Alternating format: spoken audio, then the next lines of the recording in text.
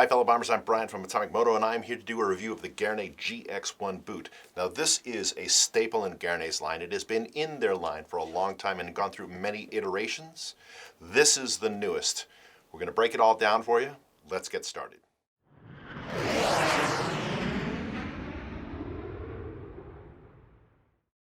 First, the Gaerne GX-1 retails for $242 as of the filming of this video. It comes in a bunch of sizes from 5 all the way up to size 14 and a series of rotating colors, including, of course, the staple color black.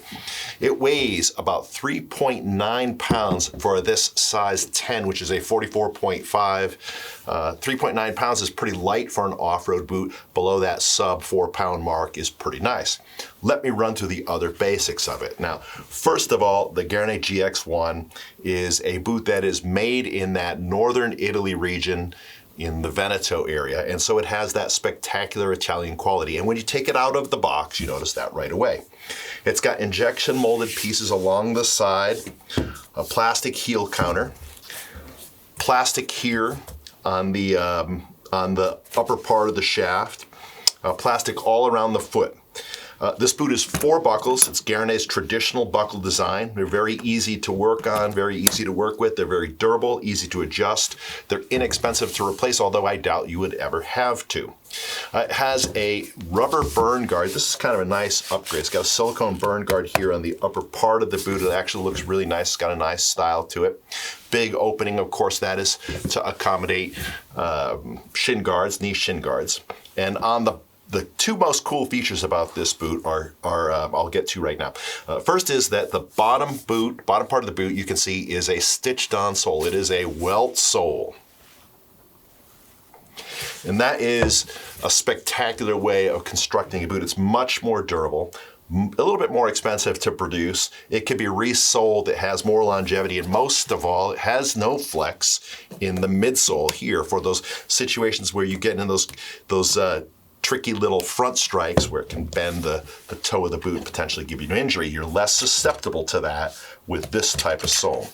The other thing it has that's cool is it's not really a true mechanical hinge, but it has a kind of nested system here on the inner side of the ankle and then to a smaller degree on the outer side of the ankle. This upper piece of plastic pivots over top of a little tongue, a little blade on this lower piece of plastic, both on the outer side and inner side of the ankle. And that means more of the structure of the boot, more of the exterior of the boot can be made with plastic, but it still gives you a nice, easy flex. And this is actually, I'm not torquing on this thing that hard. This boot actually has quite good flex. Fit of the Gaerne boot, like many say online, Gaerne has a nice wide toe box, a lot of contour to the shape of it. That's the best of both worlds. A wide toe box means that the boot fits people with a wide foot, but the fact that it has a lot of contour and shape to it and actually is also nice and slim to the back of the foot from the arch back means it holds people with a narrow foot in place. Holds that rear half of your foot nice and snug so the front half can do what you want. And then, of course, if you want to put a thicker footbed in this boot, it's very easy to do, and that lifts you up in the foot chamber and takes up some of the volume. It's a nice way of adjusting the fit. Let me speak to the quality of the GX-1 because this is its most outstanding characteristic. This is just about an entry-level boot. Maybe it's at the lower end of the middle part of the scale, middle price points, so lower mid. But this boot screams quality, much more so than anything else in the category at a similar price. The stitching on the boot is flawless. The molding on this is just gorgeous. I'll try to get a close-up shot there. The molding on this boot, the plastic pieces are of a really nice quality. They have a great feel. The finishing on them is outstanding. This isn't cheap TPU. This is injection molded plastic, and that's good. There's a decent amount of padding on the inside of the boot and a pretty thick padding here on the outer side of the ankle. Now, it's not memory foam, and it's covered in like a velvety type material, but there is a thick pad in the ankle on both sides, and that means when you put your foot in this thing and you cinch it down, it gives you a lot of ankle support. That's the entire rundown on this. Let me talk about how it's going to work out on the bike. If you are looking for an entry-level off-road boot, this is by far the best choice in that category. It blows away everything else. A variety of reasons why.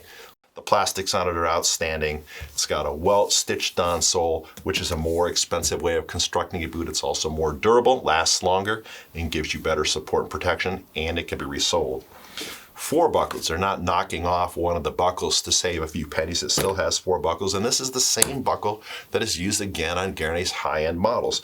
They're super durable, easy to operate, don't clog up with mud. All of the finishing of the boot is spectacular. There's not a cheap leather burn guard here. This is a very nice looking molded piece. When you hold it in their hands, I'm not certain how good this looks on camera, but I can assure you that it actually looks much better in person when you open them up and take them out of the box. They're fantastic. The level of protection on the boot is spectacular because almost the entire surface of it is covered in plastic. Yet they very cleverly, by using this nested system, I'll flip you around here, this nested system, that plastic still flexes pretty well, still gives you good flex at the ankle area because of this clever design. This boot doesn't feel very heavy. It's not as flexible or as plush as an SG-12 or a Crossfire or Predator, but it is quite a bit lighter, and that does have other benefits for comfort, less fatigue, a little easier to swing your leg up and over the bike if you're short-legged like me, things like that. So that is our review of the GX1. Hope it has been informative. We are www.atomic-moto.com, home of the bombers. We are mission focused on finding great stuff and trying it out in the field, doing good reviews and speaking in clear, smart language about what we like and dislike about it. So hopefully we can help you make the right choice. We're a small shop. We do a great job, especially with customer service.